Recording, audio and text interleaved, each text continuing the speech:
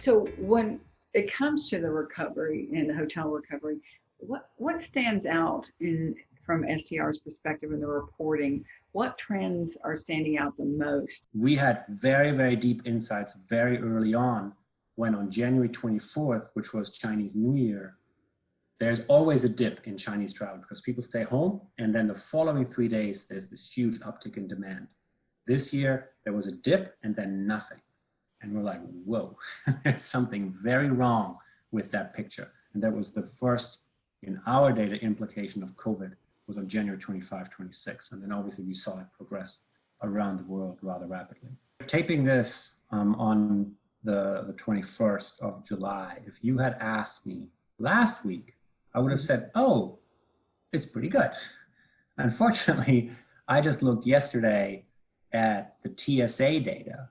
So they tell us how many people go through their checkpoints, you know, and that was down last week over the prior week. So the week ending July 18th compared to the week July 11th, on 5 of the 7 days, the number of people flying decreased. I haven't seen the weekly occupancy data yet, but I'm afraid that there's going to be a relationship there. So the number of rooms sold has rapidly increased from the bottom. The trough was the week of April the 11th, where we sold 7 million rooms in that week. Now, that's interesting because that's 1 million room nights a night in an environment where there was no demand. There was no corporate travel, there was no group travel, and people stayed home. And still, the US hotel industry sold 1 million room nights a night. It's like, oh, that's fascinating. You know, so that is sort of our floor, right? Our low watermark, so to speak. And then, of course, you dig into what that is. And I talked to a bunch of, you know, CEOs and friends in the economy and extended stay sector, you know, and there are people. And so that there were lots of little pieces of demand to sort of make up that number. So that was interesting. So now we're going up, you know, last week we sold, you know, 60 million room nights or so. That is, you know, still call that 2 or so million room nights a day. That's, you know, well below the 3.5 million, you know, that we sold at peak. And it's going to be quite a while until we get back to that. The occupancies are still not at 50%.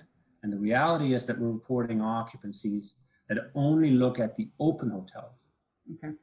But roughly a quarter of the luxury hotels are closed and roughly 20% of the upper upscale hotels are closed.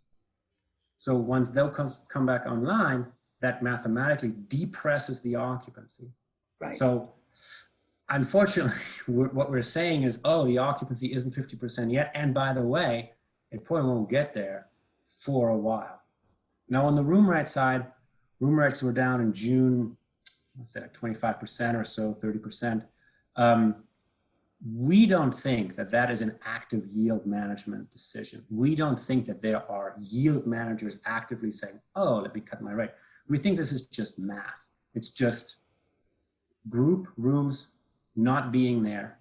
And so the higher rate of group rooms not being there, the demand that you're getting is paying less, you know, because they're, I mean, you sell to consumers, to leisure travelers, you know, who are historically not paying as much anyways. There's no corporate demand, there's no group demand.